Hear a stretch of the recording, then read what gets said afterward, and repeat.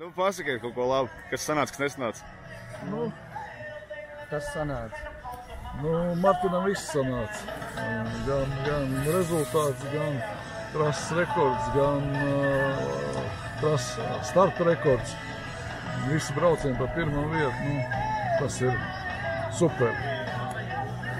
Jā, godīgi sakot, pats negaidīju, noķēru tādu feelingu ar pirmo braucienu, aizgāju, pārsteidz varbūt pat vairāk starts, kā viss pārējais, bet ņemot vērā, ka treniņos negāja tik labi un sacensībās aizgāju, un pēdējā braucienā treniņos uzķēru to lejasdaļu, kuras visu laiku pinos, bet divas smagas dienas īstenībā ļoti grūtas, mentāli un fiziski ļoti grūtas.